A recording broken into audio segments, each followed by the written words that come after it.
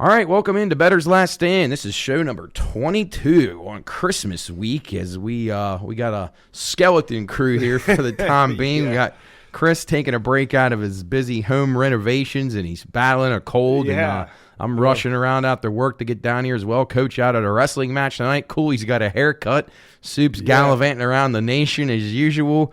Jubb, I think he's probably just working on stuff, and I don't know what Jared's doing. Maybe he's golfing. I don't know. They always comment on our depth. Right. And I forgot about Jeff. He's working, and Luke is probably doing workouts for baseball. But anyway, it's Matt and Chris here on board. Cooley's supposed to be here at some point, so we are going to dive into the sports betting atmosphere. Things have been going on in the Pine Room. Last week we were at Generations for Bettor's Last Stand, which was a fun time. We had Luke DePlaga on the show. He was really good. We enjoyed that.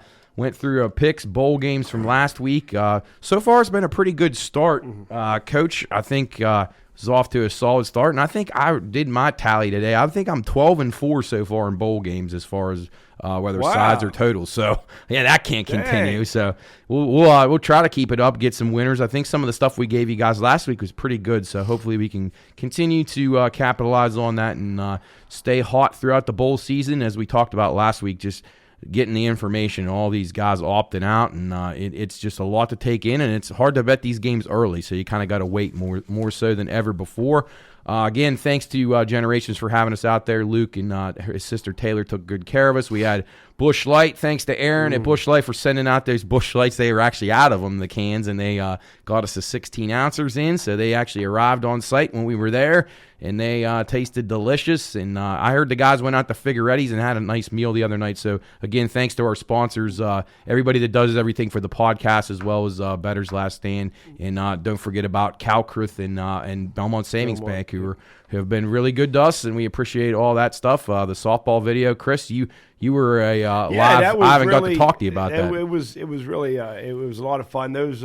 It took those guys a while to catch up on the speed. I mean, Jared couldn't touch it with a 10-foot pole, it seemed like, and Soup found a few off. But I think once they caught up, they weren't consistently hitting those girls, but they did hit a couple.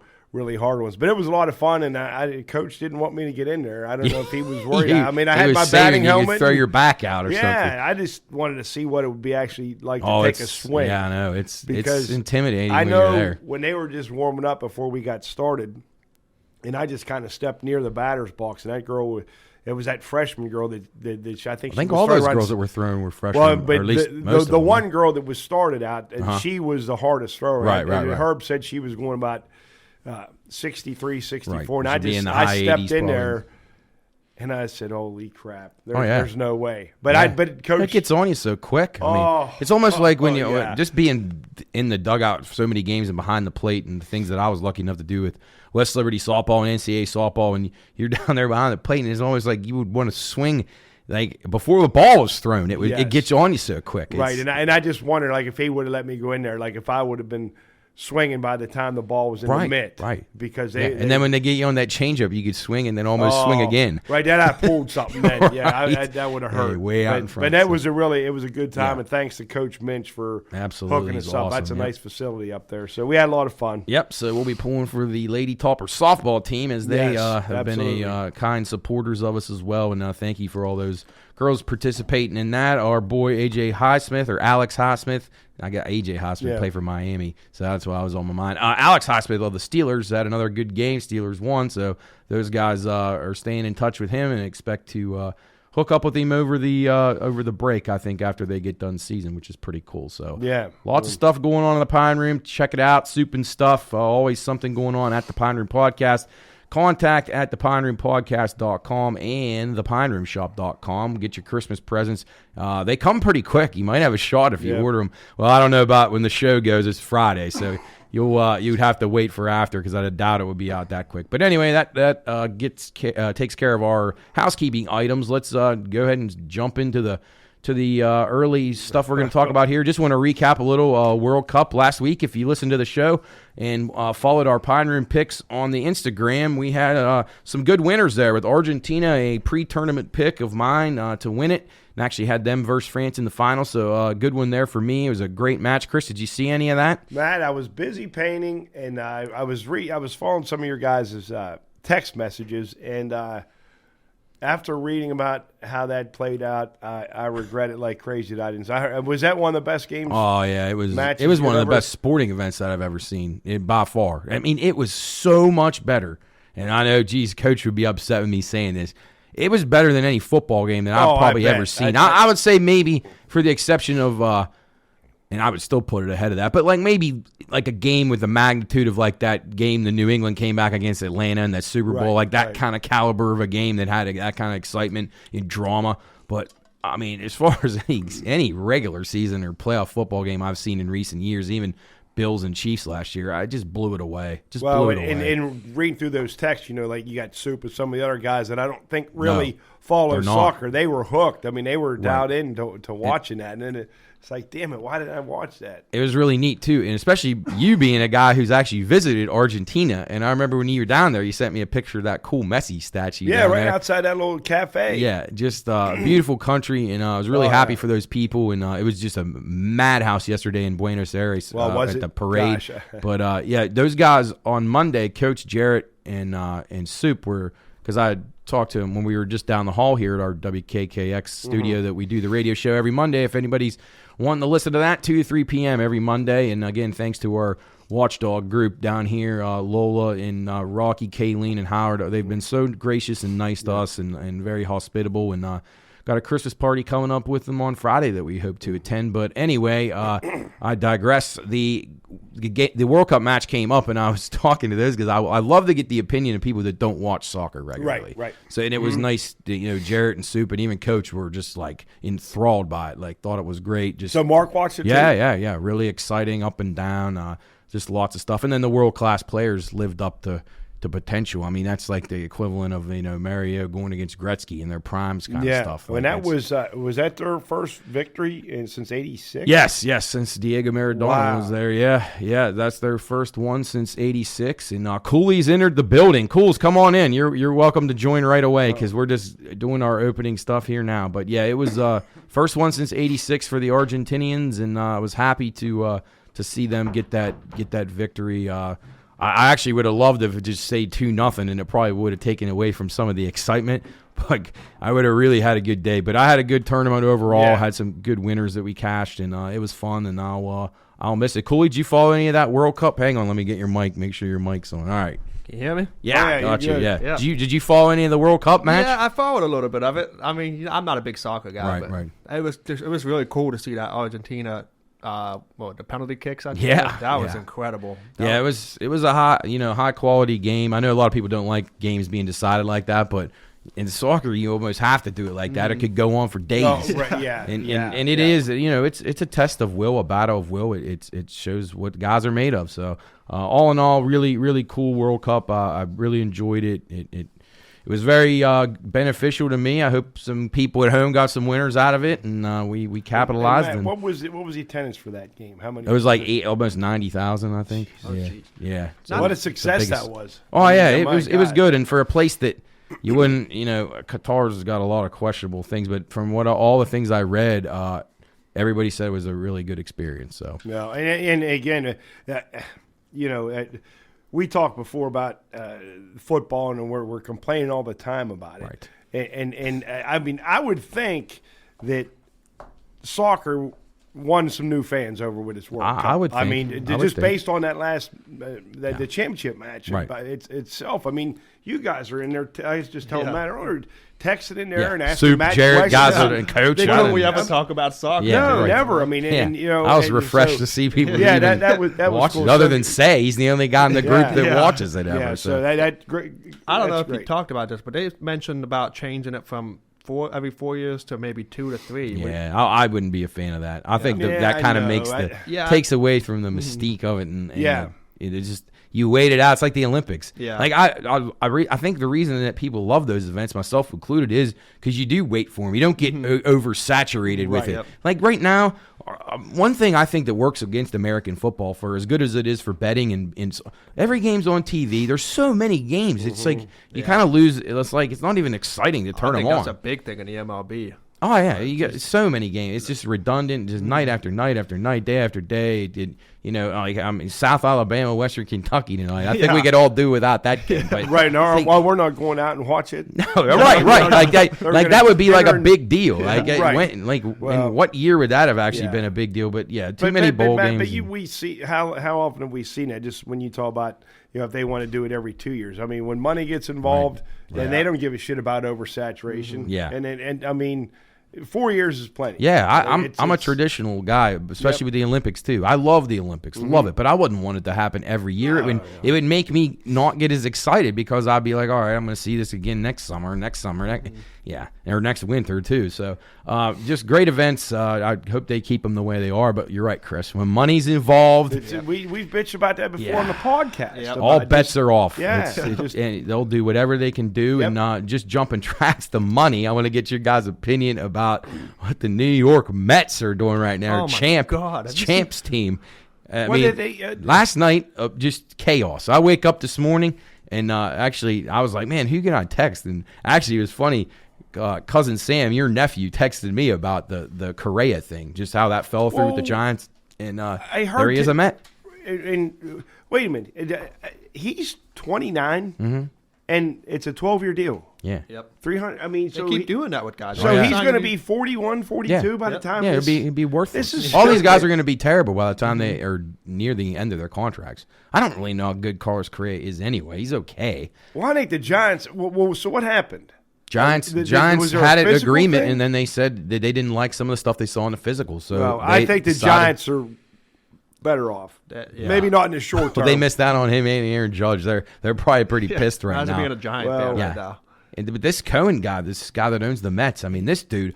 Now, I think it's good for baseball that he's spending like this. I really do, because it is going to really start to put pressure on markets like the Pirates. Yes, and you're gonna see other owners starting to do this. I hope, to make this really good. I mean, I know you don't want to see guys spend money, but people get mad about teams that don't spend, and it's hard to get mad at him for spending. I mean, if I'm a Met fan right now, I'm ecstatic about it. And there's no rules against him doing it. Because if it was the Pirates, and we all like the Pirates, oh my God, you imagine Jarrett and Soup?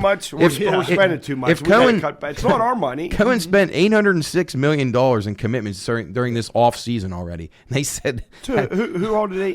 $800 million. They got Verlander. They got 4 or 5 bullpen guys. They got Quintana. They re-signed Brandon Nimmo. And I'm sure I'm forgetting guys, but $806 million, and it said that is less than 4% of his net worth of what he's actually worth as a businessman. Less than 4%. That's incredible. Yeah, so this dude, heck of a hedge fund manager, but I think it could be pretty cool for baseball. I know a lot of people get mad, but hey, the Yankees did it for years. I'm anxious to see how this turns out, but boy, a lot of pressure on Buck Showalter to win. I would say that. But when did that become official? Was it last night or this morning when he? Well, he actually hasn't signed it yet, but it was this morning. It was I don't know, 3 a.m. Well, it's actually, they said Cohen was in Hawaii, and Boris was out in San Francisco, and they were talking really, really late at night Pacific time, and that's when they struck the deal, and Boris, boy, that guy, what a genius. What a guy that makes money off of these people's contracts.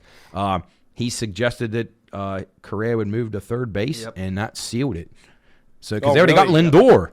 They got Lindor at shortstop. Lindor, Pete Alonso, Justin Verlander. And then they got Jeff McNeil, who led the league in batting. It's he can play outfield, too. So, I mean, and they got Scherzer. Those are the 2 top pitchers they got. And they just got the best new Japanese pitcher. I mean, if you're I can't imagine if the Pirates would do even half of this. Say Nutting spent $400 million in an offseason. Jarrett and Soup wouldn't even sleep. They would be they would be up there camping out before opening day, months in advance. They would be so excited. Yeah. Jarrett would talk coach into some type of season ticket plan. Guaranteed. They'd go to every game. And they'd love it. So I give thumbs up to them. Because I wanted to see, because it's funny you brought that up, because Jamie McKittrick. Oh yeah, jeez, I haven't seen him yet. He did the Park girls JV game last night, and obviously it wasn't news then. Oh no! But I wish it would have been. Well, they had still had a good off season prior to that, and then they just man. Oh yeah, he's probably feeling pretty good. Yeah, so all right, let's jump tracks onto NBA. Cooley's specialty here. How about the Suns? Suns up for sale, $4 billion. So they get that crazy owner's out of there. Yeah, how about that? Yeah, I think they announced the guy's name, the new owner. Yeah, I read his name. I don't really know him, but Cool's overall thoughts of the NBA in the last couple of weeks since we talked. Anything sticking out to you? Any teams looking good? Anybody starting to sink? The Lakers had a little bit of a resurgence, but I think they're back down. You see the news on Anthony Davis? No, he's out a month, isn't he? Yeah, well, they said an injury might be worse than they thought. Same injury as Chet Holmgren, the Lindsfrank. Those things are devastating injuries. So. Is that what I was wondering where that Holmgren guy was? I wonder why so many guys are getting those now. I'm wondering if it's the shoes. Well, they're just they're so tall, and it's always those taller guys. That and those bones in your feet. Well, I mean, when they get out of place, that is not something to easily recover. The other night I turned on. Might have been the Suns and Lakers. It was a late game, and I was watching. I hardly knew any of the Laker guys. I think I saw like Schroeder. Dennis Schroeder. And so the next morning, the Suns blew them out. I think I looked at that box score. I didn't hardly know any, and LeBron didn't play. I don't know if maybe he was resting. I don't know. He's just getting old. Yeah, he is. Yeah, and Davis's body's almost like a 70-year-old right now too. Well, hey, since you brought up the NBA, there's a guy I follow online talks about. He does some videos, and he was talking about. Sunday is the NBA day. You know, they have 5 games. There's Christmas. Oh, yeah. Well, that's to be forgotten about now that they got NFL games on that day. Well, I know that was the guy's point, but he was bitching, saying, "Well, they got the same, retreads on there. They're going to show LeBron. LeBron's playing the Mavericks. Where's Carmelo Anthony at? Bring him back. Steph Curry and the Warriors. He's out. They're horrible. And then he named and then they said, even though the 3 NFL games that day, they'll probably get except for the Miami plays. There's one good game because the Browns are on again, or no, Packers are on again. Yeah, and then I think it's the Packers and Dolphins, and then I think the Rams and Broncos. We got them right in front of us. Why don't we just look at them? Green Bay, Miami. That's Denver and the Rams, and then his team, the Bucs and the Cardinals. It's been tough to watch them. We'll talk more about that in a minute. The guy's point though was he thought why don't, and I agree with him. Why don't put Zion, call them the Jazz? They should be putting on, or the Grizzlies. They should be putting the Pelicans, the Grizzlies, some of those younger teams on there. Because I mean, Zion's having a great year, isn't he? Yeah, he's been incredible. They're playing exciting. So I mean, I hope a guy like him. And honestly, I'm sure the Celtics are on, and the Knicks always got to be on no matter how bad. Knicks and the Knicks are playing hot though. They got like 8 in a row. Yeah, they've covered 8 in a row. So that's red hot Knicks. Yeah, so Cooley right now the Grizzlies 3-11-1 on the road against the spread. And the Warriors 4-14 against the spread on the road. Right now, the Warriors actually out of even the play-in games right now. You see any chance they're turning this around? Well, Steph Curry's out for a while now with that shoulder injury. So, but Poole's been stepping up. But it's really just like replacing Curry's production. He's just so invaluable to the team. Just the things he can do. What he does. I mean, even if Steph's 32 now. Yeah. Clay is not nearly the player. He's had those injuries. After so many of those injuries, these guys they can't keep coming back from that, and without taking a little bit of a step backwards. You would think anyway. But anybody catch your eye, Cools, east or west that you think is? I think I said this last time I was on here. The Clippers are a dark horse team. Don't you think they're just resting till the playoffs? Yeah, they're coasting right now, and I think they're keeping Kawhi, healthy, get him ready for the playoffs. And when he comes back full time, I think they're going to be really good. I agree with that. I think they'll just kind of, like you say, cruise in, just make sure they don't get in the playing games, and then they'll probably be like the 4th seed or something, and then end up probably storming through the West. What are your thoughts on Phoenix? Are they kind of? They're good, but they are Ayton. DeAndre Ayton just had that spot with the head coach, right? And he hasn't liked the head coach since he's been there. Why did he even go back there? I didn't understand that, because they were like hating each other, and then they're like they smoothed it over. And I think he was a restricted free agent. Yeah. So, but the Suns had no choice but to resign him or lose him for nothing. Right. But he's a bad fit right now in terms of locker room. What as far as some of these other teams that are struggling, the Timberwolves have been disappointing. The Mavericks, I feel like the Mavericks just. haven't got the right pieces around Luka at all. Luka needs more help. I saw he got ejected the other night with Jason Kidd. Yeah. And the Blazers, I mean, they're just okay because they're just a one-man team. Kings have been an improvement. Boy, I tell you, they're better than expected. I think they're a couple years ahead of time. I don't think they're expected to be good at all. So I would think they'll be a team that will be decent in the future. And then what about the Nuggets on top of the West? They're good. Yeah, I mean, Joker's is getting really Jamal Murray back and having Joker. Yeah. They're good. Yep, a lot of people like them preseason, so we'll see how that develops. That guy's won back-to-back MVPs, hasn't he? Yeah, and he's deserving.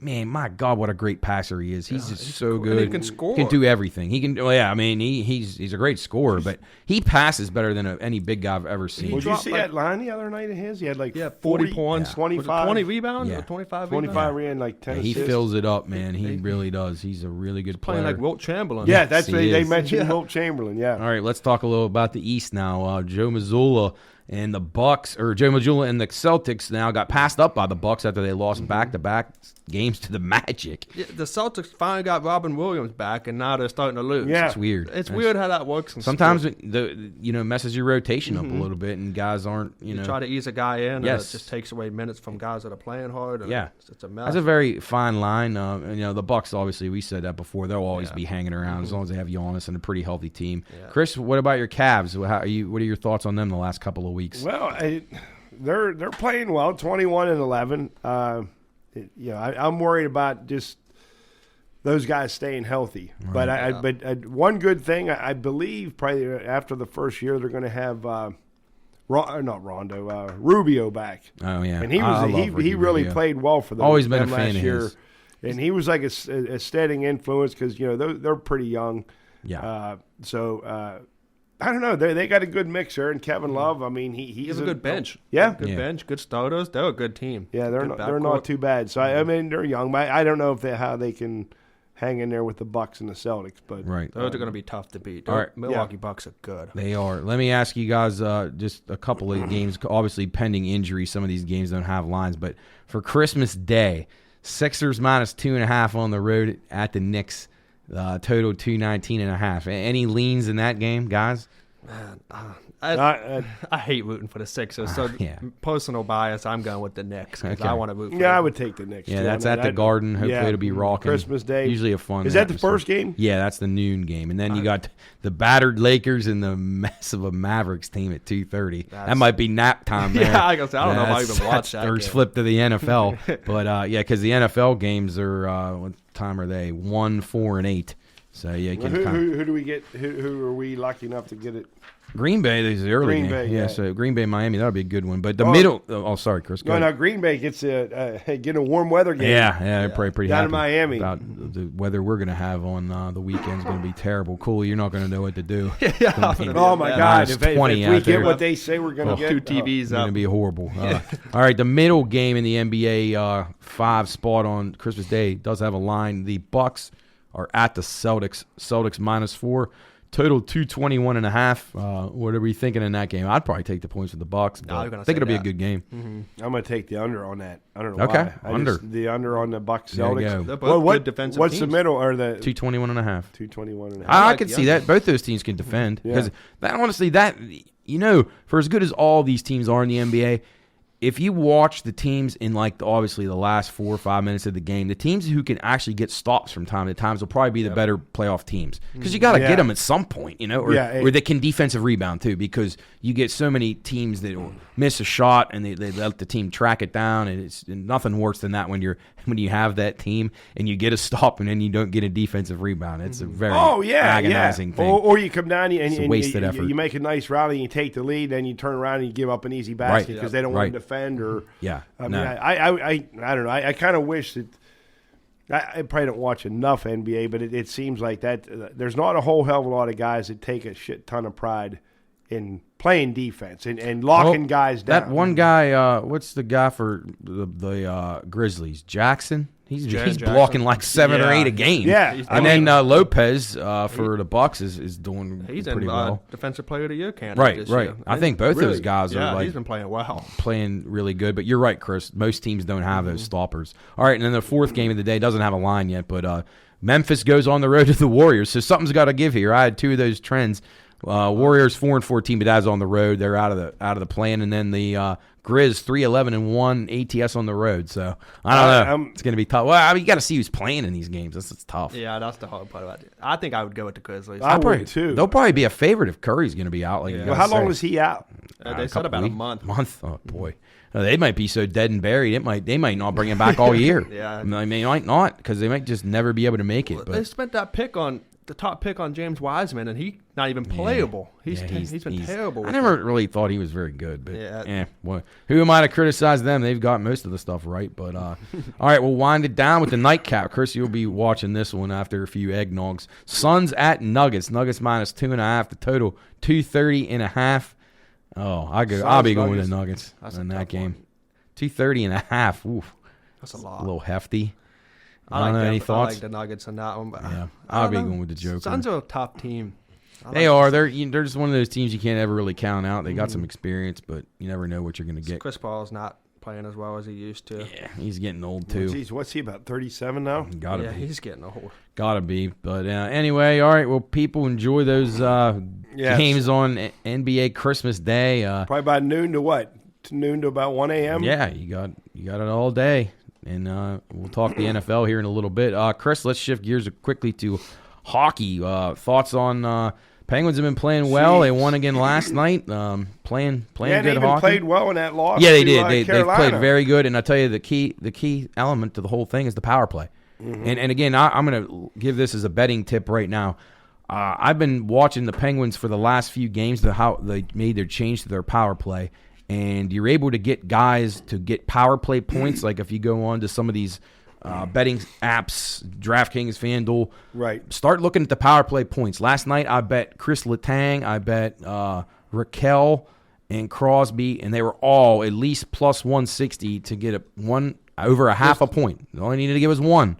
So you can take care of that on one goal. Bang, bang, and the guy scores. So you get 2 assists. So if you have Crosby, you have the right Letang, hookup. Yeah. I did not have Malkin. I wish I would have had him, but I'd take a look at those because right now I never thought of they're pricing those as if the power play was what it was a few weeks ago when they weren't playing well. But now since they put Raquel on that first line, those plus prices, I cashed a couple of them. But that's for the power play? Yeah, I mean, you can do for regular points, right. But say so Crosby will be to get like 1 point, so it'll be over 0.5. He'll be like minus 165 or something to get 1 point during even strength or any time in the game. But if you go to the power play, which has been really, really good lately, and they're getting 4 or 5 chances a night, and they're converting on almost 2 of them now. That's how much of an improvement. Right. But you're getting major plus money. I mean, Chris Letang was plus like 240 to get a power play point. Raquel was like 180 and Crosby was like 140 plus money. So I mean, whenever you're seeing plus money on guys like that with a unit that's clicking, I'd take a look at it because I went and looked at the Oilers prices for their power play points, and every guy's like minus because their power play's been so prolific. Yeah, and I had looked at their stats the other day. I was just curious because Sid's having a great year. Oh, MVP caliber. Yeah, and I saw McDavid's got like 64 points already. I mean, but, did you see that stat? I think he has 33 points. Our camera's flashing. Yeah. I better go take a look at that. Go ahead, Chris. Keep talking. No, he has 33 points, even strength points. I think he has 42 points on the year. But he's playing really well. And you're not much of a hockey guy. I was going to say, I'm not a big hockey guy. So who are the teams that you think we should watch? Are the best teams? Well, I'm entertained. Well, I mean, obviously, I'm a Penguin fan, and I enjoy watching them all the time.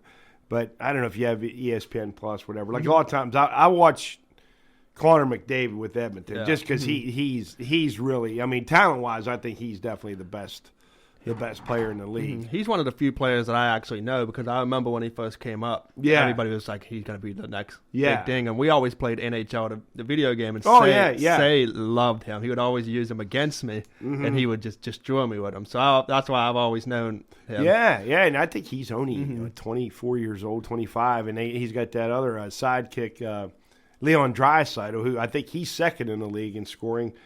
But they haven't won anything yet. Yeah, I mean, he's, and in fact, I think was it last year or 2 years ago they made the playoffs and got swept. I mean, they were like the number 1 seed, I think, or they were a higher seed anyway. But so I don't know. Hockey's been pretty exciting this year, Matt. Don't you think? Yeah, absolutely. I've watched a lot more other teams beside the Penguins on the ESPN Plus and whatnot. So for me, I would take the Oilers as another team just to watch, just because of they can score a lot of points. Yeah, they are obviously a very prolific team. One of another one of these trends that I mentioned a lot on the show is these first period overs are just ridiculous. Vancouver 24-7 to the over. Anaheim 23-9. I mean, these are goal in the first 10. Another great thing. How about Vancouver is 16-0 on the road, goal in the first 10 minutes. Whether that's goal for or goal against, either one. So you're just looking for any goal in the first 10 minutes. That's an incredible trend. So 23-8 overall. 23-8. So if you and bet 16-0 on the road. Imagine if you kept doubling your money. Yeah, right. And honestly, right now it's getting to be where it's a decent juice, but between minus 130, 160. But at this point, you'd be so far ahead, you don't mind laying that. Mm-hmm. So I stay on those trends. These hockey trends have held up. Edmonton 15-2 at home, goal in the first 10. I mean, as Chris was just saying, they got a great power play. They've got exciting players, and they just even. And the good thing about them is they're not great on defense. So you can give up a goal. It's just as good. So you play teams like that where it might be a bad defensive team or versus a bad offensive team. It doesn't matter who scores the goal in the first 10 as long as you get it. So it's funny. So if you're when you got there with going first 10 no for New Orleans, they're 20. Islanders. So if you're a little bit late for their game, they're slow starters. And it's strange about the Islanders. I was reading, I don't have the numbers in front of me, but the Islanders in the first period are really good under, and then like in the third period they're like the best over team in hockey. They have changed styles and they've actually been pretty good this year. They're not quite as defensive, but they're still responsible enough that they don't give up goals, and their goaltending is very good. That Sorokin guy's really good. So both New York teams pretty steady at goal. Chris, the Devils are starting to show some signs of what's wear. up with that? Where they get lost 5 or 6 in a row? I just wonder, the young team like that, obviously they're still in a good spot. They're second in the division, but with showing a team some that signs. young, how are they going to how will they continue on an 82-game season? Yeah, and it's very similar. Credit to the Penguins when they lost 7 in a row, and you read those message boards and everything. Fire this guy, fire that guy, trade this guy. Right. But they, with their leader, that's how those Sid, Letang, those guys have been there 18 years. Yeah. They know how to handle that kind of stuff. Yeah. And then they come back, and then what? They're one of the hottest teams in the hockey. Right, and they've played very well. And we're hypercritical of the Penguins because we watch them a lot. Yeah, and they have played. They've turned the page. I think Malkin's been pretty solid this year. Just hope these guys stay healthy.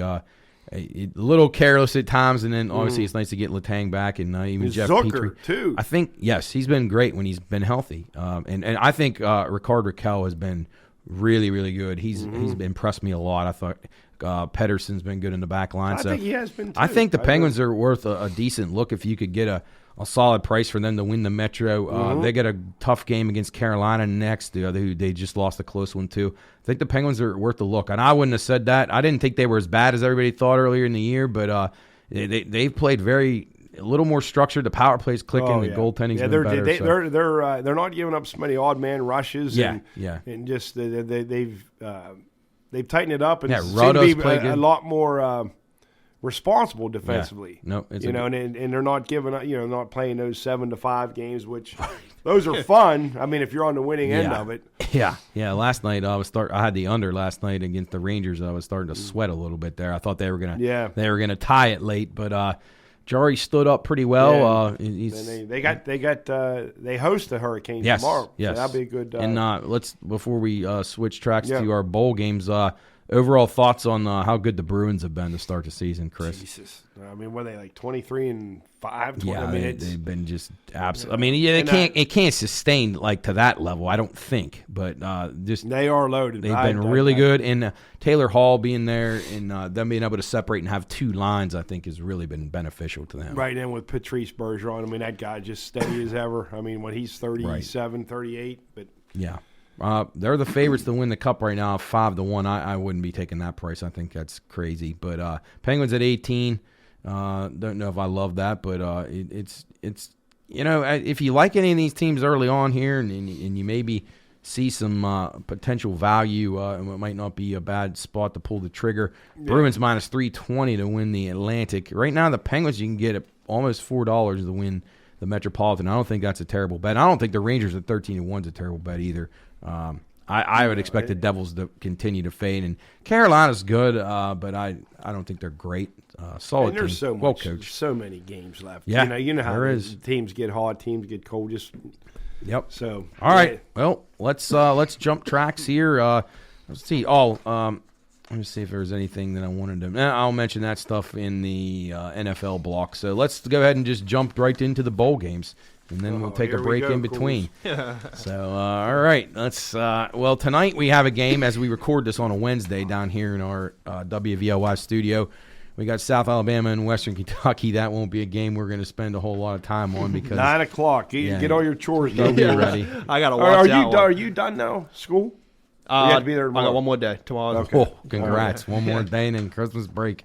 God, that's got to be a great feeling. I'll tell you that. So, all right, let's get it started then with tomorrow. Actually, no, we'll skip that one too. I think we actually talked about that one. I liked Air Force in that game tomorrow, so I'm going to be taking a look at Air Force and under. But the first game that you folks will be able to hear our picks for on Friday will be the Independence Bowl. That'll be Houston, Dana Holgorsen against the Louisiana Raging Cajuns. Holgorsen now -7, the total 57.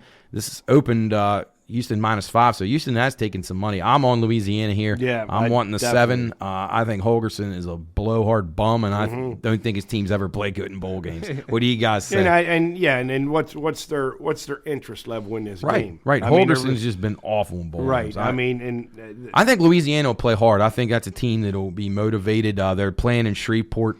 They'll have a good home crowd. Actually, Houston should have a decent crowd, too. It's not really that far from Texas. But, Cools, any thoughts on that game? I'm rooting for Louisiana. Okay. I'm not a Holgorsen guy either. All right. And I just take them for their nickname. Yeah. The Raging Cajun. That's a cool logo, too. Yeah. Cool stuff, so let's go with them. All right. Cajuns it is. And I don't think Coach sent me any of his best bets, but I don't know who he likes. So we'll see. Matt, it says 3-0 SUATS. What's that mean? Straight up against the spread. Straight up and against the spread. So that would be. Yeah, you get on these forms, you get a lot of weird things that are they abbreviate to try to save characters on there, so you get a lot of those straight ups and at ATS, and then you get your road favorites RF and home. There's a lot of code wording. Hey, Matt, real quick, I don't mean to. Sure.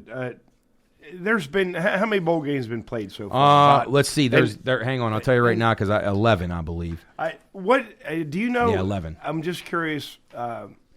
What's the attendance been like for any of these games? Have you noticed, the games that I've seen have been scarce. Okay. Pretty scarce.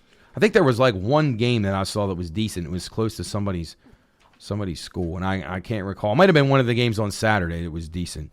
I didn't think Jake's game, shout out to Mean Green. He's in the portal, though. Yeah. That's the breaking news of the day. Yep. So cousin Jake in the transfer portal. Is he really? I didn't know. His coach left, and and I actually get that part of it for sure, because he would not have been a guy that would be transferring if his coach had stayed. And he's worked his way into the program. Did he stay? Or, he left, or did he get fired?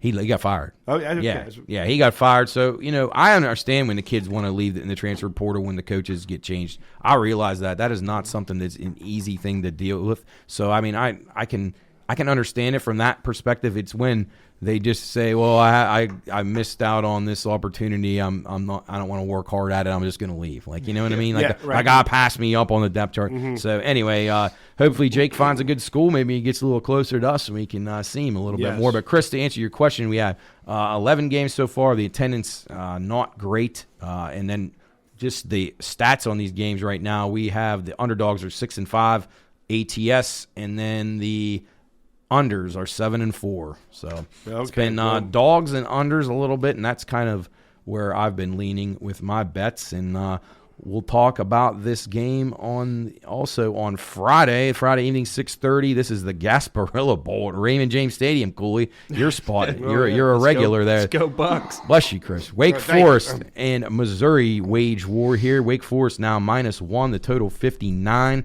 This opened Wake -3.5 and down from 3.5 down to 1. So I would lean Missouri in this spot, and I like the under. What are you guys thinking? Well, Matt, earlier in the year when I filled in on one of these, and I think I bet against Missouri, and they covered, and so they were pissed off at me. So I want to go. I want to take the Tigers. I want to take Missouri. Okay, cool. I'm going to go Wake Forest, and that way one of us is right. Perfect. See, this reminds me of when one day we did like 35 games, and Luke and Coach literally were against each other on everything. It was really funny. And Luke killed him that week. He was so much better than Coach. Yeah. Poor Coach. All right, on to Saturday. This is Christmas Eve, the 8 o'clock kick, the Hawaii Bowl. Middle Tennessee and San Diego State. San Diego State -7, the total 48.5. This opened San Diego State -3.5. It's now up to 7. San Diego State taking a lot of backing. I don't have a whole lot of thoughts on this game. I may lean towards the points if I could get 7.5. You guys have any thoughts on these teams? Yeah, well, I'd like San Diego State because Marshall Falk went there. All right, I remember seeing him play one time in the program. Remember that was when they were. He was actually good enough. They put him on. They put him on TV, and those games weren't on TV very often. No, I mean. I hate to admit it, but I don't know Middle Tennessee St. Blue Raiders, so I like the name. I'm gonna pick the Blue Raiders. Don't know a lot about them either, guys. All right, let's move on to the day after Christmas. This will be the Quick Lane Bowl at Ford Field in Detroit. New Mexico State Aggies and the Bowling Green Falcons. Bowling Green now -3.5. This had opened New Mexico State -1. The total 47.5. I like Bowling Green in this game. I think they're extremely fired up for this bowl opportunity. It's been a long time since they made a bowl. I had that note somewhere, but I'm going to be on the Bowling Green Falcons here. What do you guys say? Yeah, I agree. I think they're going to be pumped up for it. So I'm leaning towards Bowling Green. Yeah, as well. they got that Midwest toughness. You know, they're going to hang in there. They're going to handle New Mexico State. 7 years since they made their last bowl appearance, so I expect the program. They were terrible last year, worst team in the MAC. I actually do think their guys will be pretty pumped. They'll have a very good home field advantage there too, because that is not far from Bowling Green up there in Michigan, and a good indoor track. Maybe a look at the over in that game too. I think 47 could be a little low. All right, on to Tuesday's action. This will be the Camellia Bowl in Crampton Bowl Stadium in Montgomery, Alabama. Georgia Southern Eagles and the Buffalo Bulls. The Eagles now -3.5, 66.5 the total. Little uptick from the opening number, 63.5. I lean Georgia Southern a little in this game, but don't know a ton about these teams. I know Clay Helton coaches them. Chris, remember him from SC? From SC. Yeah. I don't know. A lot of times in these bowl games, I don't know how committed these teams are to playing defense. So I'm going to take the over. Might not be a bad look. See, I was going to lean the other way, Chris. I was going to take then we're not. One of us will be right. Yeah. Well, the line moved in your favor, Chris. I mean, as far as with the trend towards the over, but it's obviously a higher total now. So maybe Cooley sneaks in under the 66.5 now. So we shall see. That actually could have some points. We'll see, but you never know. And check the weather in these games too, because we got a lot of weather around the country. We're going to talk more about that in the NFL, but the weather and the wind is a serious look at all in every football game for the next week or so. All right, the next game on the docket on Tuesday afternoon, the 3:15 kick. This is the First Responders Bowl at Ford Stadium in Dallas, Texas. The Utah State Aggies and the Memphis Tigers. Memphis 7.5, total 61.5. Little move towards Utah State here. I like the over in this game. Other than that, I don't know. Memphis hasn't intrigued me a whole lot this year. I'm not a fan of theirs, but I think there could be some points. You guys got any thoughts on this one? Aggies and Tigers. I'm taking the Tigers -7.5. Okay. I like it. Got it. I'll take. It's going to stay under. Okay. Chris is on the under. All right. Yeah. I like the confidence behind that, Chris. He seems it's very gonna confident. Stay. Well, I've watched both of these teams. Yeah. A good bit. People better. And they better bet this right now. Yeah, right. Go sell your house. Any money you got left over from Christmas, get on this. Smash your piggy bank and place a bet. Exactly, right. All right, let's go on to the Birmingham Bowl. Protective Stadium in Birmingham, Alabama. This is East Carolina and Coastal Carolina. East Carolina -7.5, the total 63.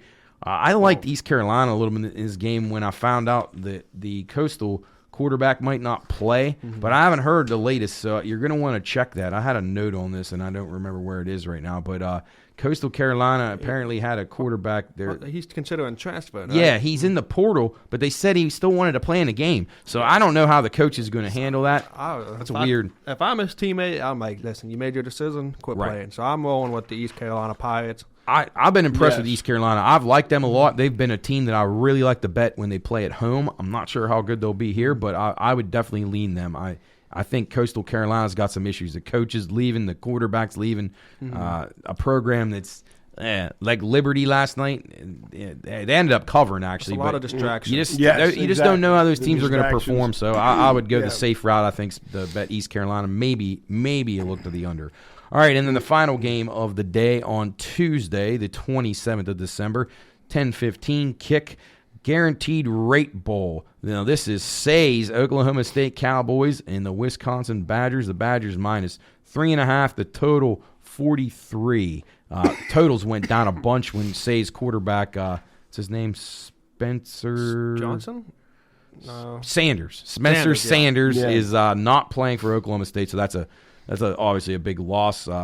Man, Wisconsin, though, they're tough to bet. Yeah. They're very, very tough to bet. I don't know. Do you guys have any thoughts on this game at all? I'm taking Wisconsin. I think Oklahoma State.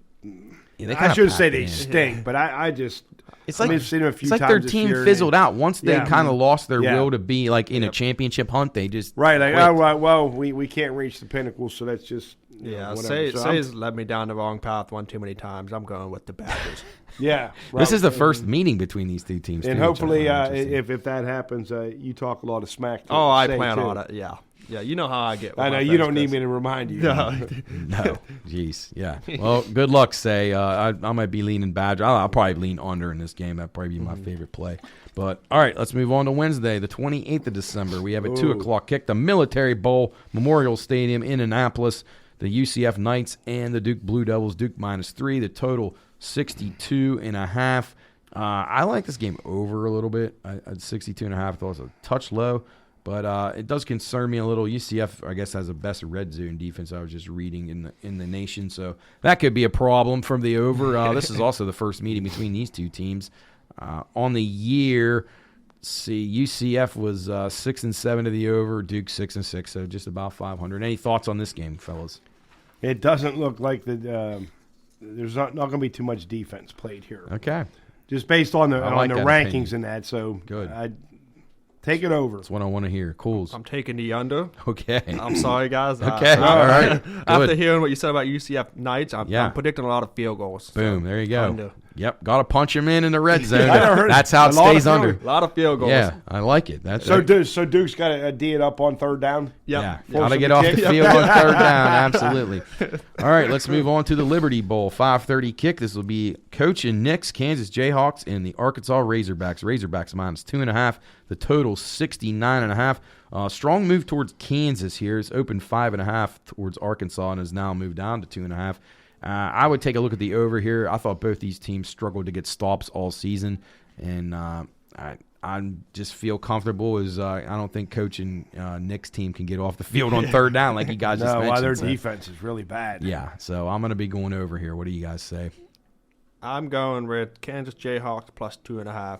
I got to roll with my boys, Coach and Nick. Probably a good bet, Cooley, because this is the first bowl game they've been in since 2008, so I think they will play. I have not been an Arkansas guy at all. I will probably bet Kansas, too, just to support the group, and I've been anti-Arkansas. Chris, what are your thoughts? No, well, then, I'm going to go against you guys. Okay. I saw Arkansas play against Pig LSU. Suey? Plus, that's Colleen and Travis's new state. That's big. So that's going to be their second favorite team. So, all right, Pig Suey. All right, let's move on to the 8:00 kick on December the 28th. This will be the Holiday Bowl, North Carolina. This looks like a good matchup in Oregon.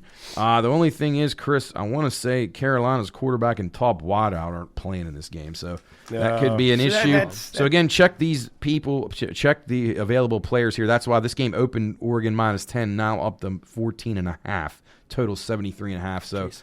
A definite concern, but the Holiday Bowl, Chris, correct me if I'm wrong, has been an exciting game over the years, I feel like. Oh, yeah, it has. A lot of shootouts. And, I always, as soon as I hear Holiday Bowl, I think of the, it used to be the old Jack Murphy Stadium. Right, yeah, now they're playing at, Petco? Petco. Yeah. But, yeah, that I don't know, this looks like a really good matchup. I like Oregon. Did you said UNC's quarterback is not playing? I thought I read that. I know that their top wide receiver is not. That's, Drake May? Drake May, yeah. Yeah. And Christian Gonzalez is out too. So why their cornerback? Why are we leaning over then in this game if we think? Yeah, I know. It's a good point, Cooley. I think maybe just because North Carolina's defense was so bad, but I would definitely be playing this game under. I got a rule in a bowl game. Usually, if it's 70, I'm going to play it under. 70's a lot. Yeah, I agree with you there. I would lean. God. I'm not sure. I mean, Mac Brown's usually pretty solid in these games. I think he'll probably want to slow the game down a little bit. So is that line 70 or 73.5, or did it go down? Well, on this sheet here. What do you have it on? It says 73.5. Yeah, 73.5. Okay. Yeah. Well, no, my thing was if it's 70 or above was what I was meaning. Okay. So I would lean towards the under. But 73.5, I get a couple extra points out of that. I'll probably definitely take it. But yeah, it seems like a lot, and you just don't know about who's going to play. So take a peek, maybe an under there, but also maybe Oregon. All right, and our final game. Actually, no, we got a couple more. Sorry, our final game on that Wednesday. That will be a 9 o'clock kick. Ole Miss and Texas Tech doing battle in the Texas Bowl at NRG Stadium in Houston. Ole Miss minus 3.5. The total 69.5. Taking some play towards the over in this game so far. I don't know. Ole Miss, huge edge on offense from what I've been reading, so that could be a problem. I would lean towards the Rebels a little bit, but sometimes I worry about the motivation. Will they even want to be in this game? And I don't know. I don't want to call Lane Kiffin a fraud, but he's never impressed me. And again, what does this game mean? It's on a Wednesday night. I'm going to take Texas Tech getting the points. Okay, Cools. I'm taking the under. Like I said, 70 is too many points for me. You're right. If it's around the 70 mark, that's my motto as well. So, all right, let's drop down. We're going to do our last day of bowls until next week. This will be the Thursday, the 29th games. This is going to be the Pinstripe Bowl. This is at Yankee Stadium in the Bronx. Minnesota Golden Gophers and the Syracuse Orange, Minnesota, minus 9.5. The total, 41.5. It's a low total. Both of these teams were teams that I was high on at the beginning of the year, and they both fizzled out quite a bit as the season went on. I don't have a strong opinion on this game, but I'd probably lean to the under. Under 41 could make for a really boring game, Chris. Well, I know we talked before about some of these. It could be nap games. Right. Yeah. I know. What time's kickoff? 2 Eastern. Oh, jeez. Yeah, that might be right. If you get a nice, good lunch in you, right. It might be time to hit the couch. Right. Plus, you got to be resting up for New Year's Eve in a few days. Get a Pine Moon burger and take a nap. Yes. There you go. Yeah, I'll take Minnesota in the under. I mean, I'll probably lean with Say's boy PJ Fleck too. Cools, what are you thinking? I'm gonna go the over. Okay. I like the over. Not 41's not a lot. Under the radar overplay from Cools. Yeah, you never know. Yeah, but I tell you that. But some of those, I mean, I know it's not a Big Ten matchup, but God, some of those games we laughed at some of those low totals, and I think earlier in the year, and I think some of them they stayed under. It's like, my God, a game on New Year's Eve that we'll talk about next week. That total Iowa Kentucky is still 31. It's the lowest. It's like the lowest total in the history of college football. There's another nap game. In a bowl game. I mean, I like Kentucky in that. But anyway, we'll talk about that one next week. All right, and then our middle game, 5:30 kick, Oklahoma and Florida State. Years ago, this would have been a big-time showdown. Now Florida State's program trending the right way. Oklahoma off a rough season. This is the Cheez-It Bowl, Camping World Stadium, Orlando, Florida. Cooley, this is your team, the Seminoles. They're playing well. The only thing that worries me about it is everyone I've heard is heavy on the Seminoles here, but it might not matter. They might just rip Oklahoma's head off anyway. What do you think? Florida State minus 9.5 and the under. Okay. Yep. All right. They're going to be good, man. I think they're going to be good next year. He's got them going well. He's got them definitely going well. It's about time. Chris, right. I'm going to take Florida State as well for the recently retired Dwayne Rogers. He'll be watching intently. He'll be pumped. And hopefully he will be sitting there watching it with whomever and be snacking on some Cheez-Its. Yeah. One underrated snack, by the way. You think so? You like Cheez-Its? Yeah. Yeah, I'm not a fan. No, you're picky like Jared. No, don't sell me short. But I like the matchup, though, but I think Florida State. Yeah, this definitely has some appeal to the old-time football fans. But I like Florida State and I like over in that game. All right, and then we'll wrap up our bowl week this week with the 9 o'clock kickoff on the 29th of December. This is the Washington Huskies and Bay's Texas Longhorns in the Alamo Bowl, the Alamo Dome, San Antonio, Texas.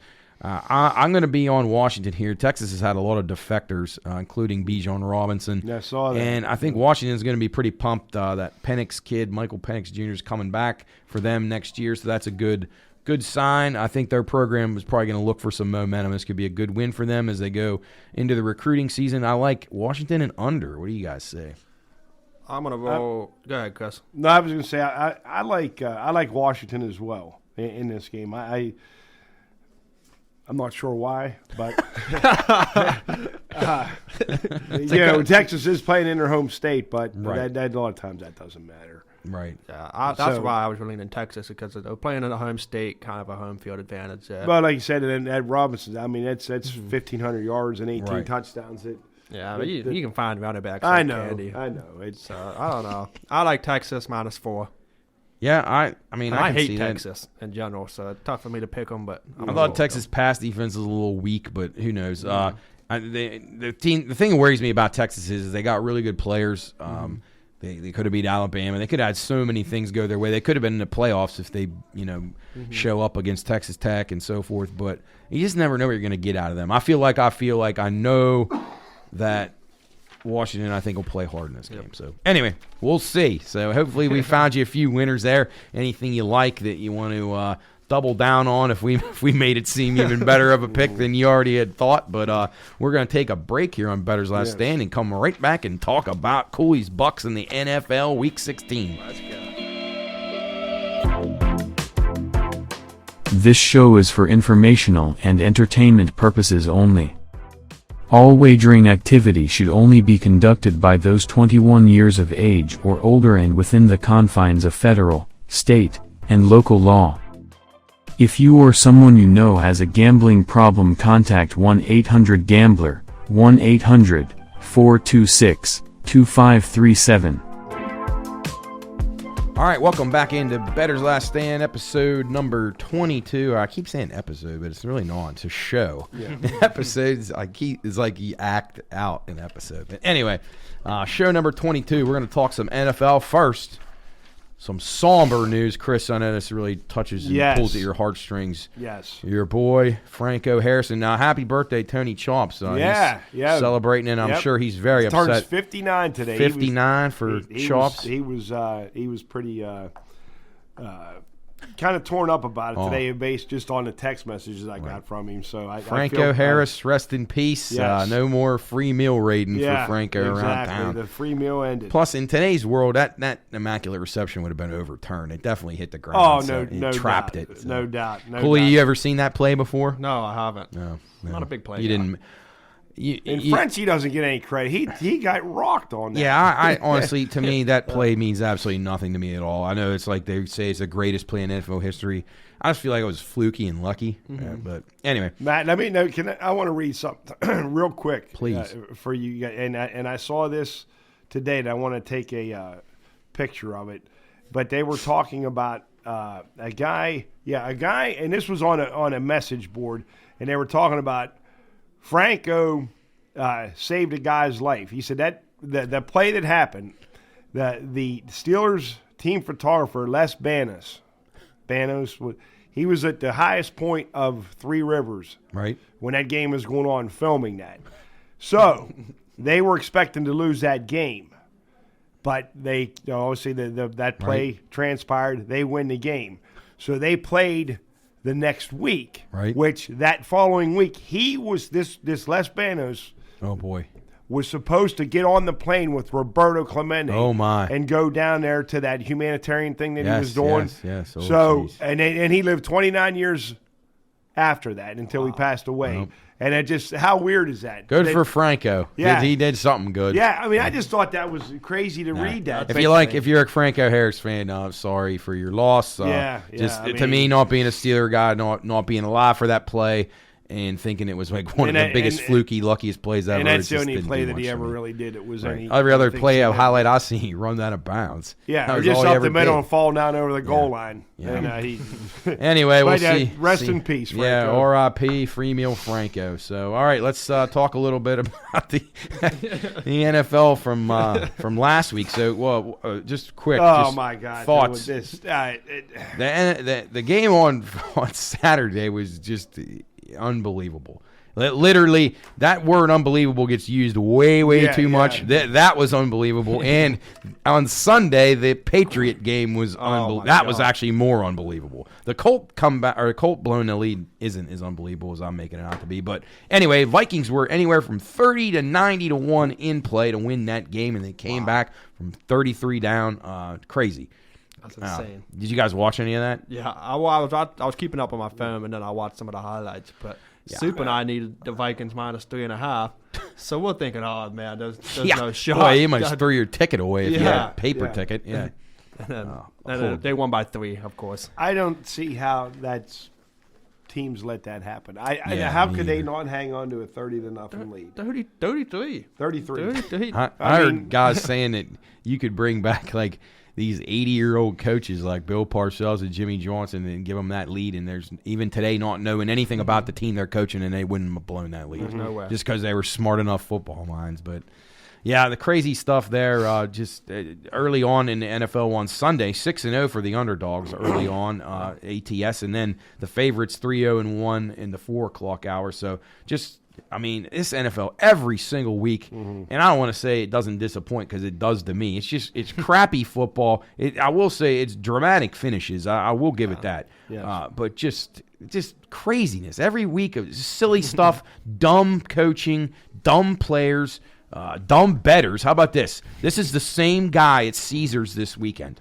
He had. Well, the Colts were winning the game. They were up. I think they might have been up 4 scores at the time. Might not have been a full 33 yet. He bet $50,000 on the Colts money line to win $1,000. Absurd bet. And then he bets the Cowboys $90,000 to win $10,000 at minus $9. And then he has your Bucks $65,000 to win $10K. He lost all of them. I mean, that is just nuts. $50,000, $90,000, $65,000. You just throw away on money line bets. Yeah. See, imagine if he would have just bet the other way, how much money he would have made. Jeez, he'd be a billionaire. How about that on the Vikings? Yeah. There were some good bets on the Vikings. There was a guy that won $2.5 million on a $31,000 parlay. He had the Viking money line at 7-1 when they trailed 36-14. The Browns money line, the Dolphins +7, the Jags +4, and Las Vegas money line. What a way to win there! Gosh, but $2.5 million. DK took a hit on that one. Wow. Yeah. So crazy bets out there all the time. Highly advise and don't recommend ever betting those money line bets minus $20,000, minus $9, minus $650. You're much better off betting throwing 5 on the Vikings when they were down like that. That's going to be a much better thing. Do you think in that New England game that Jacoby Myers just got confused when that happened? I mean, why? He said he was trying. I mean, he kind of owned it, but. Well, why didn't the Stevenson guy even pitch at the beginning? That's what I mean, and I think that lateral threw him off. I'm like, is this what we're supposed to do? Right. That's what I mean. He might have been embarrassed to say that he didn't know the score because a lot of times guys do that. You see it in basketball all the time. J.R. Smith, that's the most memorable one. Or the fact too that Stevenson had he got like 25 yards on that carry. I think it was almost 30. Yeah, and here's the worst part. He was trying to throw it to Mac Jones. Mac Jones was going to run at 80 yards and score. You know what would have only made what would have made the play even worse is when Chandler Jones intercepted it and he curb stomps, but then he breaks Mac Jones' jaw or his shoulder and he's out for the year or something like that. Although it doesn't matter at this point. But I mean, he was probably just like, you got to be kidding me. Now I got to tackle this dude. NFL just not for long, no fun league, whatever you want to call it. All of champs. Little slogans there. Just a few things as we get into this card. We were mentioning in a break when Coach stopped in to say hello. Wind going to be a major key this week. Games with sustained winds of 10 miles an hour so far on the season, 48-23 to the under. The Browns and Saints game expected 30-mile-an-hour winds and upwards. Right now the total 31.5, lowest total in the NFL since 2008. Damn. So keep an eye on that. Games with totals of 40 or under are 17-12 on the season so far. And then some of these underdog. It's been a dog and under kind of season. Dogs plus 3.5 or more, 85 and 50, 62% on the season. Okay. In division under, 69% on the season. So those are inter-division matchups. And in division dogs, 43 and 28, 61%. In division under, 68%. I mean, you got a lot of stats here. And anybody who follows this stuff a lot will tell you if you're hitting in the 60s at this point of the season on any of these trends, they're pretty strong trends. So take an extra look at dogs and unders before you get crazy and start betting favorites. Look at the primetime dogs. Yeah, primetime dogs, 26-19. I mean, that's another good one. Just they're everywhere. A lot of good stuff out there. The public likes to play the overs and the favorites. So there's a reason why those numbers are where your Bucks are 110-1 against the spread the last 12 games. Just disappointment. That game may be the worst half of football that I've ever seen a team play. 5 straight turnovers. I mean, that was. It all began with that stupid punt thing, whatever the hell they were doing. They were in command of that game. Yeah. And then the Bengals smelled blood after that, and it was all over. But, all right, let's jump into the card. Let's go right to the Saturday card. We'll skip that Jags and Jets game. You guys won't see this in time to bet on that wonderful contest, although it is a pretty decent playoff matchup now. The Jags will win. Yeah, they may. If Zach Wilson starts, I'd say the Jags got a good shot. So we'll see. All right, Saturday, full card on Saturday. So remember that. When you wake up in the morning, you got a full card of NFL. It's like it's a Sunday. That's Christmas Eve. You even have games going on when you're at church.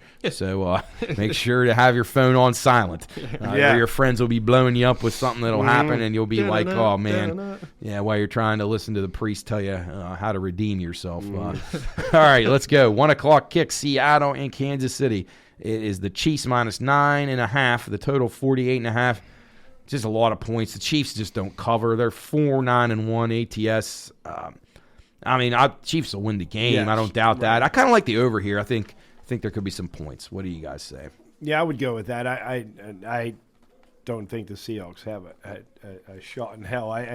Geno seems to be like he's coming down a little bit. Yeah, I mean, films out on them. Honestly, the roster they have isn't really great. So. No. I mean, he's performed very well. I mean, they played better than expected. I don't see him getting into winning a shootout with Mahomes. Yeah. Cools?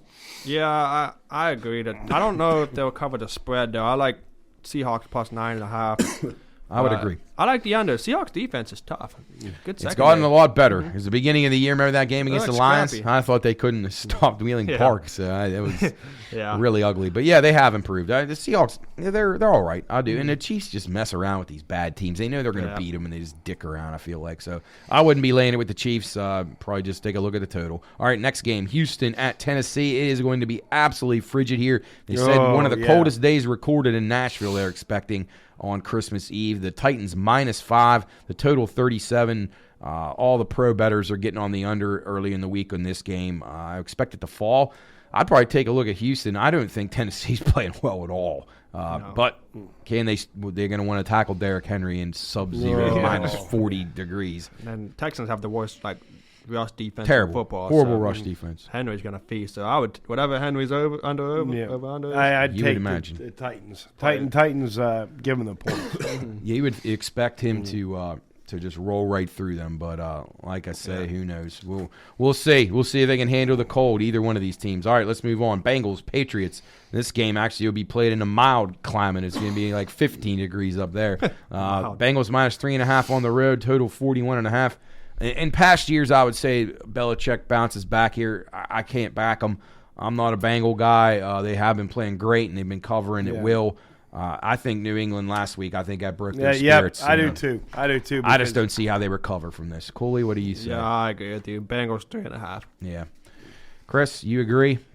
Bengals? Oh, for sure. Yeah. That was just unforgivable, losing like that when you were guaranteed. And so, I don't know. I mean, maybe with Belichick that he could, kind of keep those guys on the.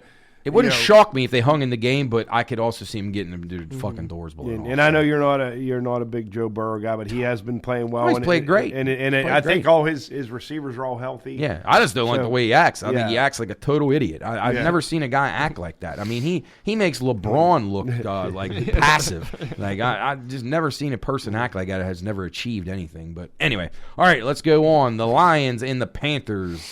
This will be a warm game. 2.5. The Lions are on the road. road. How about that? Lions road favorites. When nowadays. the hell was that last time? Well, it was earlier this year, and it had been the first time since like 2015 or something. But total 44. Do you ride the red hot Lions? Yeah, guys absolutely. Covered 7 straight.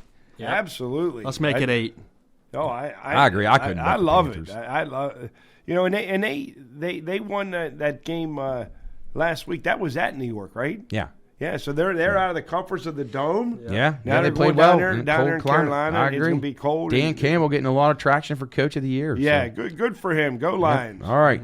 Saints at Browns. Chris, this will be a big one for you. The Browns -3, the total 32. Saints are atrocious. This total is really, really low.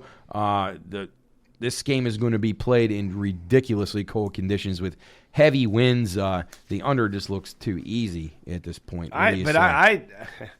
Actually, well, the Browns haven't. I mean, I know Watson's back, but they have not scored. I think they've only have like 2 offensive touchdowns in the 3 games. I don't understand it with Nick Chubb and an offensive line. Yeah, they got well, and then like when you said his first game back against the Texans, they got the worst run defense, and Chubb, they didn't run the ball. I think the Browns will win this game. Probably something like 10-3.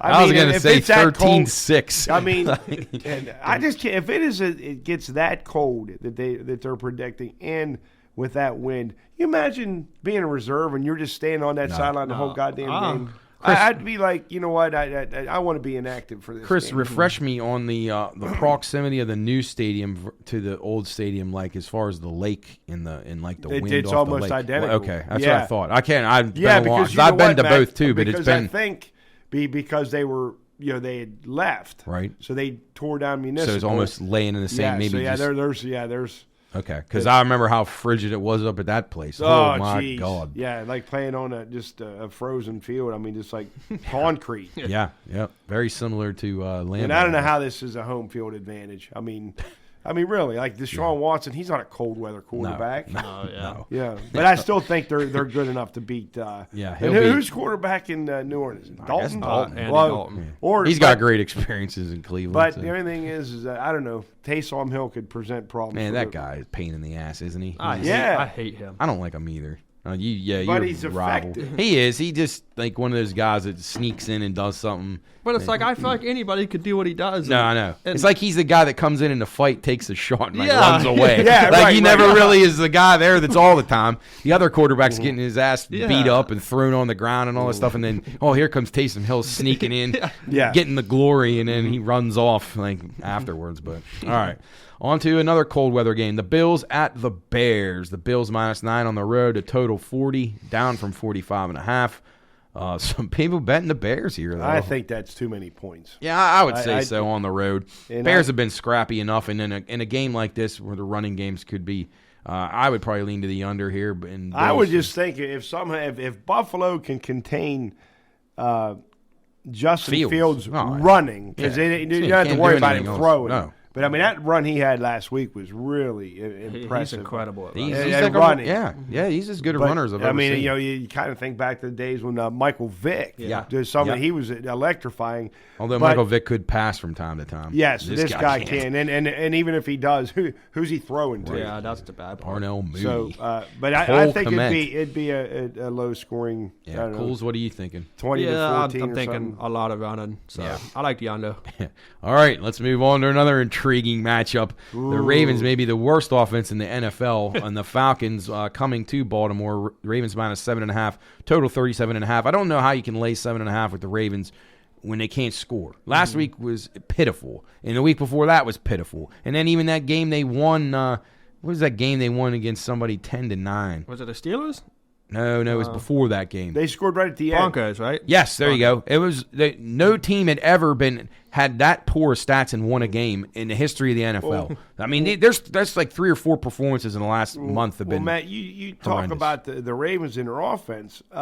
Just this past week against the Browns, they ran for almost 200 yards. And they couldn't score. But then I was reading the stats. Trying to pass. Right, with Tyler or that Huntley guy, and they said it was almost even the amount of pass ridiculous and run plays. Greg Roman is the worst offensive coordinator in the NFL, and I've been saying it when he had Lamar Jackson in full health in those MVP seasons, they are trying to make these guys into passers. They're not. You got a top-notch running game. You got J.K. Dobbins. You got a good tight end. You got guys that can block. Just keep running. It's they just freezing ran it cold. at will against the Browns, over 200 yards. And then in the red zone, and then you get Justin Tucker misses one, gets one blocked. Yeah, unheard of. Yeah, just I can't stand Greg Roman. Stanford almost hired him. I was hoping they would. But he's terrible, and he really should be. I wouldn't be surprised if people take the Falcons money line. It would not surprise me if the Falcons won this game. Yeah. It wouldn't at all. Although their quarterback situation's a problem. Is Ritter going to? Because I think honestly, right now at this game, this seems like an absolute lock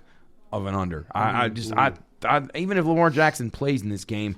The Ravens' defense has been very, very good over the last 6 weeks. And the Falcons have really played well through. I mean, I think they've been scrappy, but Desmond Ritter, offensively, they're defensively to hang in there and keep it. No, I agree. I think this is a very good underplay. I can see this game being 17-13 Baltimore or something like that. If that, it might end up being 14-10.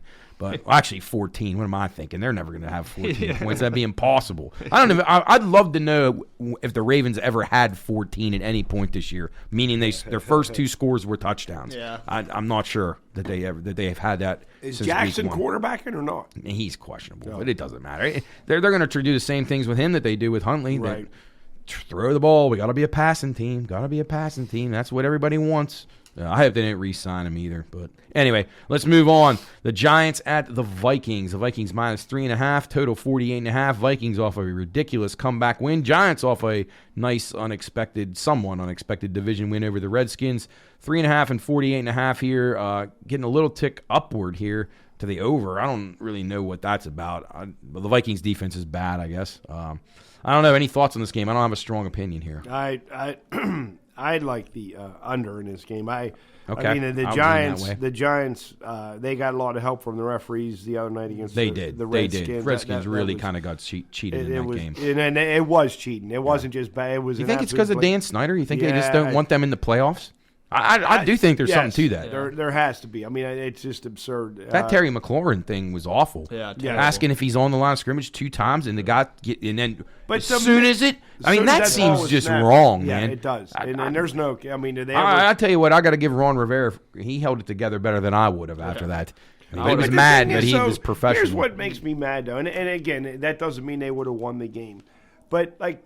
If he blows up in a press conference and he MF this and this ref sucks and we got cheated, then people criticize Ron Rivera. He's a bad guy. Yeah. Oh well, he said that guy didn't do his job right. Right, and then was it the 2-point converter when they wrapped up that guy before you had a chance to catch? Yeah, and then on the last play of the game or their last drive when they were trying to tie it, or either they had to get to 2. But anyway, I like the Vikings to cover in this game. Okay, Cools. Yeah, I think this is a battle of the frauds.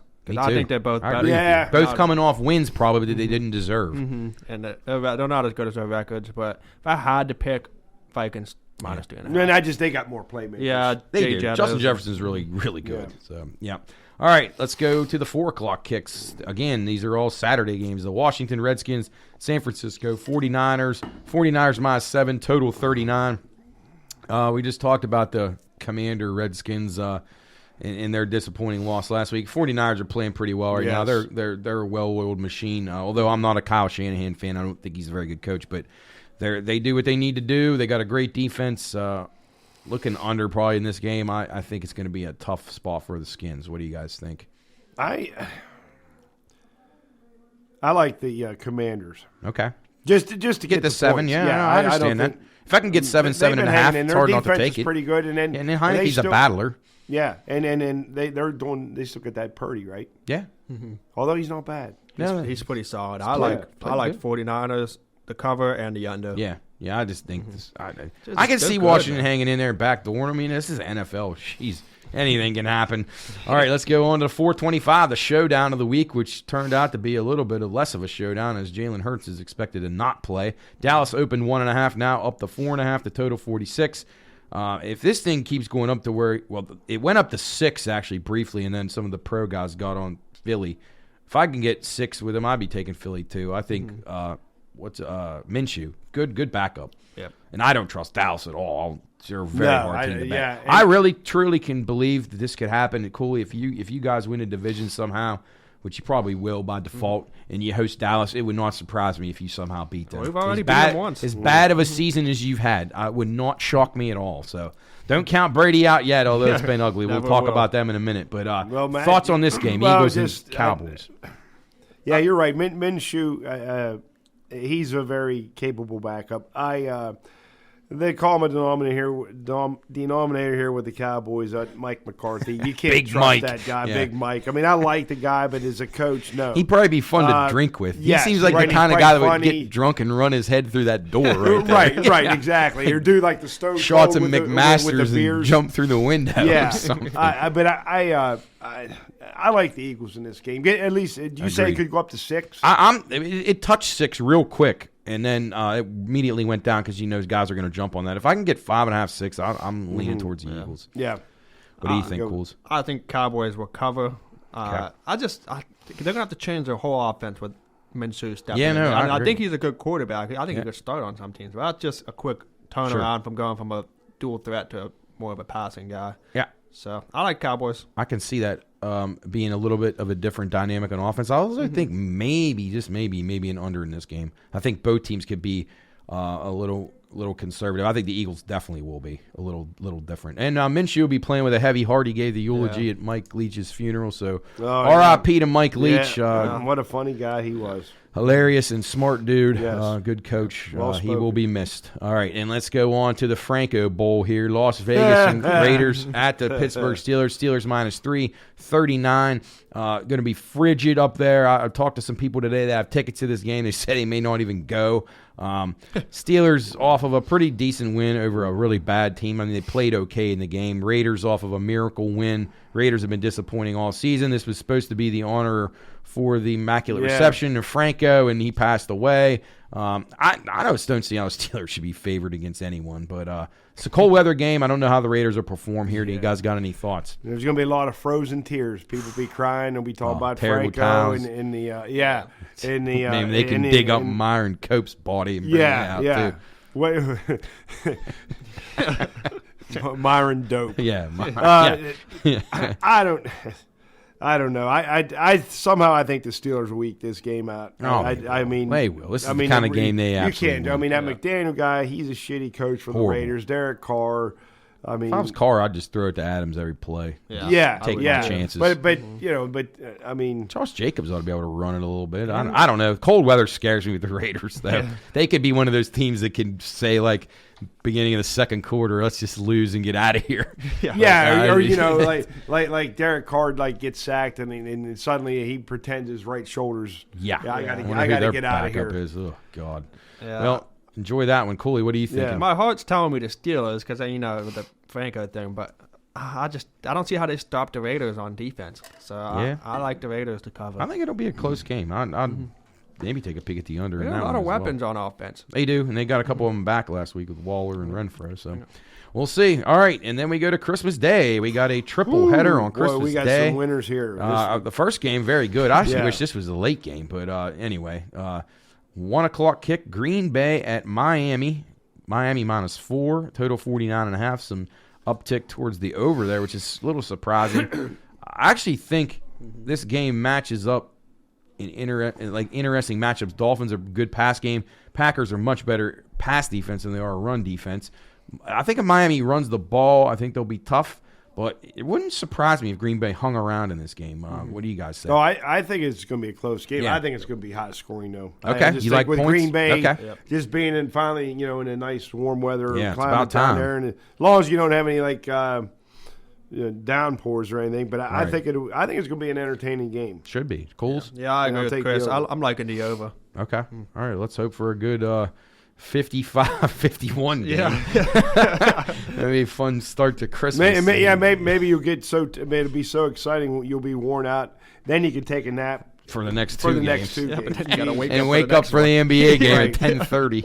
Oh, boy. All right, Denver and the Rams. Golly, when they picked this game at the beginning of the season, they probably thought, wow, this is going to be a great game. And now look at it. Stafford's half dead, and Russell Wilson's horrible. This is a mess. The Broncos somehow a road favorite. They can't be laying points here. I don't care who quarterbacks the Rams.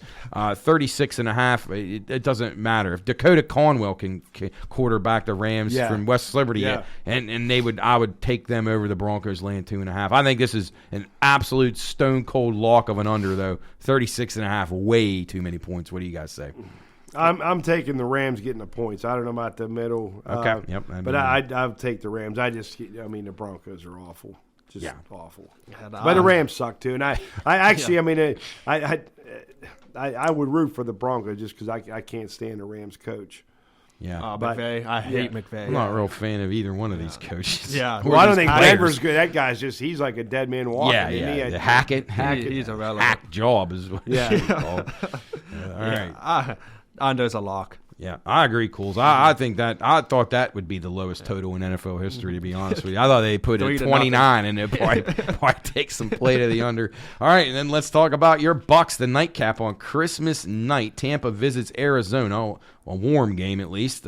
Bucks, again, laying 6.5 on the road, total 41. I just don't know how they can lay this. Trace McSorley is starting for the Cardinals now. Has that been confirmed? There's McCoy definitely not playing. Yeah, definitely. Okay. Well, then I can see it a little bit, but my God, the Bucks are historically bad, like against rookie quarterbacks, and I'm not like they're historically bad. But Bucks minus 6.5. Lock, put your house on it. I'm not buying anything. I'd probably say the under to me Trace looks McSorley. Good again. I think I could play both these two Christmas Day. Well, you know what? Games. You know what? Our favorite old guy of the podcast says it'll never work, and it's not going to work for the Cardinals with who. McSorley from Penn State. No, he played for the Ravens. Bucks are about to go on a 3-game win streak. Finished 9-8. I mean, I like to see that because it's intriguing when they start to play well. But that game Sunday was just so Todd Bowles. It was bizarre, though. I don't. And they looked. It was like as soon as that momentum flipped to the Bengals, then Tampa was just out of it. Even Brady looked flustered. Yeah, it was like they couldn't believe they even had a lead. That third quarter, there's not been many worse third quarters played in football ever. I went from the highs to rock bottom. Oh, yeah. So I knew they were in trouble when that punt, and then they got that. Giovanni Bernard had no idea. Yeah, no idea. Cool. Giovanni Bernard. The fact he's even in there still. Yeah, it's got to be 100. How bad do you think they miss Bruce Arians? Oh my God! It's so obvious that Brian and Todd just don't know what they're doing. And it was I never realized. I didn't really ever think Bruce Arians is that good, but he's better than these clowns. Way better.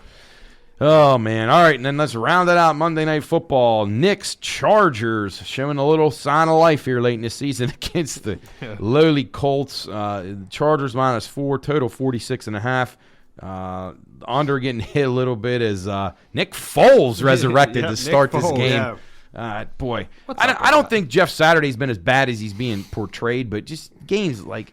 And do you guys think it's ironic that Matt Ryan was the quarterback on the other team in the two of the biggest collapses in the history of the NFL? The worst one ever, and then the worst in the Super Bowl ever. I mean, my goodness. 28-3 and 33-0. But I don't trust the Chargers, though. I don't either. That's a team. Their coach, I think, is terrible. I think Justin Herbert is incredibly good.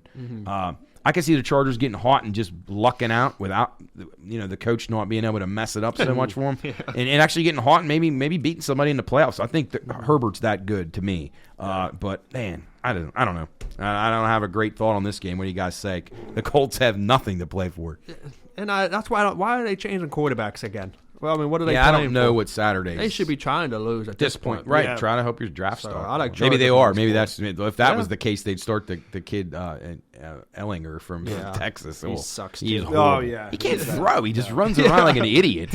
Yeah, I don't think he could be a good quarterback at Our Lady of Peace. But well, I tell you that these last 3 matchups after we got done talking about the Dolphins-Packers, wow, these are bad. And with a bang, Chris. Oh, geez, Monday night. I got to say, I saw a show last week. They had the schedule makers for the NFL on. Yeah. And this sound bad, but they seemed like they didn't even put any thought know anything about football. I don't know. I just didn't see. There was like a girl and she was nice, and then it's like the guy was like, I don't know. He just made silly comments about. I don't know. They seemed very like they were given all these cliches to say, and I don't know. I just wonder, that should be taken very seriously. And I guess that's nice that they can flex out of some of these games, but I wish they would do that with all these games. I just love to know the whole concept about having fucking 35 1 o'clock games and 2 at 4. I don't get that. Yeah. Just so everybody in town in the world can watch the Eagles and Cowboys. I mean, and that's not a bad game compared to some weeks. But this does irritate me, and I guess just I'm a traditionalist kind of guy with Christmas Eve. And, like, if they want to have 3 games, and I know it's for television, I get it. But Sunday to Christmas Day, why do we need a game at 4:05 and an 8:20? I agree. I mean, really? No, I agree. I don't think they should have that game on Christmas Eve like that either. I think that Steeler Raider game should have been at 4:25. Well, then you would have got in because you couldn't miss the Immaculate Reception. That's the Rooney's basically run the NFL. I like so how they call it the Immaculate Deception. Yeah, that's what it should be called. But they should have moved a lot of these kicks up, I think, and made it be even like a noon and start staggering them a little bit different. It doesn't always have to be 1 o'clock. Yeah. But, I don't know. NFL just they do whatever the hell they cup want. Of tea. Yeah. I mean, and morons, still cavemen idiots that live here in our world. They love it. So they're doing something right. Yeah. So I don't know. But all right. Well, that about does it, guys. Any closing thoughts? What's going on for Christmas? Chris, you going over to your sister's? That's the plan. I got to, in fact, when I leave here, I have to go get a ham. Oh, nice. So I provide that. She provides the home and the rest of the fixings with it. What's the drink of choice going to be? Well, I hope it's more than when I was there for Thanksgiving. Hell, Jim and I had about 2-3 beers. We both fell asleep after we ate. Turkey got you, huh? Yeah, and then so it'll be fun. That is the one good thing though about having NFL on Sunday, right? Because we won't watch any NBA. Sorry, Cools. So but the only thing is, it'll be the Broncos and Rams. They're Patriots. Boy, I wonder what the Bursey household thought of last week's mess. Gosh, I don't know. But no, I don't know. I'll probably go to church on New Year's Eve and then Christmas Eve. That's what I mean. Yeah, Christmas Eve and New Year's. Cools, what about you? Staying warm? What are you gonna do? Definitely staying warm. Probably just go home, hang out with the family, have dinner. No, pretty simple Christmas. Yep, hang out with Yogi. Watch this horrible spread of NFL. I mean, there's plenty of things, I guess, is something. I don't know. It's better than nothing, I suppose. But I mean, turn it on and laugh, make a few bets. And it's better than watching Skip Bayless and Shannon guys argue and Stephen A. Goofy morons. So, God, ESPN's tough. All right, well, that about does it here for us here on Bettor's Last Stand. Thanks to Tyler and Chris for filling in for Luke and Coach, who were out on the road. It was good to have you guys. Hope everybody has a Merry Christmas out there. And thanks to all of our sponsors again, Busch Light, Figueretti's, Belmont Savings, Calcruth, everybody that's done everything for us with the podcast. Thanks to our Watchdog friends who are actually doing a Santa show over in the studio behind us. But it's always a pleasure. We will see you next week when we'll talk the remaining bowl card as we get closer to the CFB playoffs, just coming up here around the corner on New Year's Eve. Have a great Christmas. Thanks for having us, Happy Matt. holidays to everyone. Drink up, win some bets, and we'll see you next week on Bettor's Last Stand. Good night.